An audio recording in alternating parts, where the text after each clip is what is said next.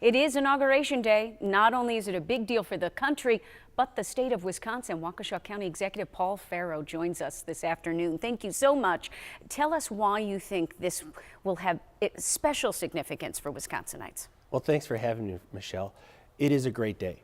And when you look at what we have coming from Wisconsin in Speaker Reince Priebus is the new Chief of Staff to the President. There are opportunities for other Wisconsinites to be part of this new organization that's out there. Do you think a Wisconsin judge will be on the Supreme Court? There's a possibility. When you look at Justice Sykes, as a good appellate judge right now, her name's been batted around. I think she'd be a great opportunity. She'd be a great asset on the courts. And all indications to you are she is still hot in the running.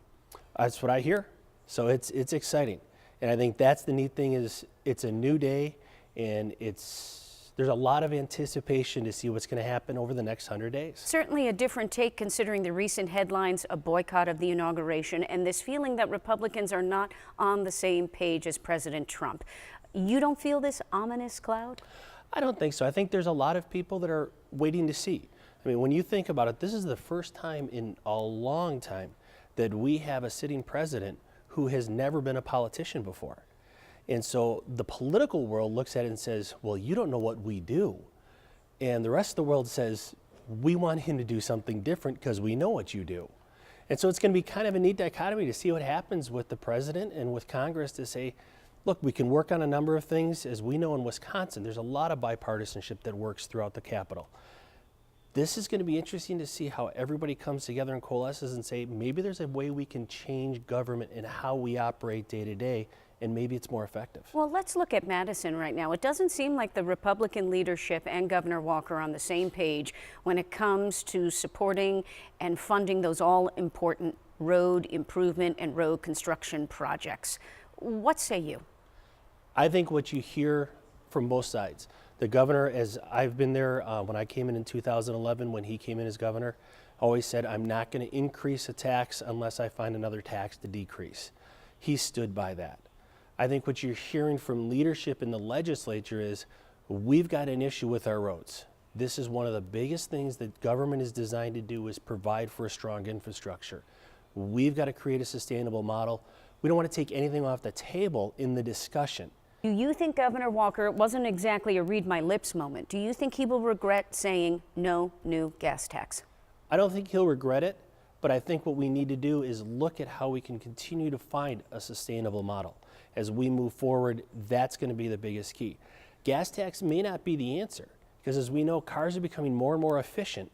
The gas mileage is increasing. Electric cars are on the road. They're not going to be paying that gas tax.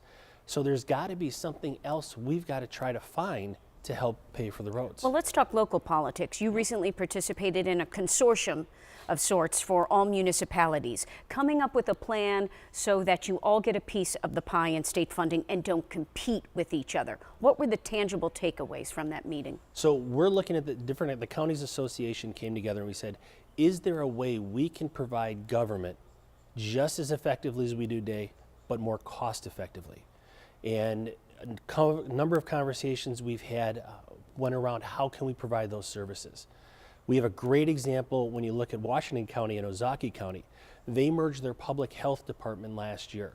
So there's one public health department that serves both counties. In order to at the same levels, though. At the same levels. It actually saves them, I believe it's over $200,000 annually. But the problem was there was statute that prohibited us from doing that, from counties to work together. And so we've talked to the governor, we've talked to a number of legislators out there, and they realize here's a tool that makes us more efficient. We're not asking for an increase in tax dollars, we're actually trying to be more competitive with each dollar. Well, that's why we like to have these conversations in the afternoon. There you go. Waukesha County Executive Paul Farrow, thank you so much for your time. And if you have a question you'd like to ask the county executive, just leave it at our CBS 58 Facebook page or on our website at cbs58.com so I can see you back. Sounds good. All right, thank you.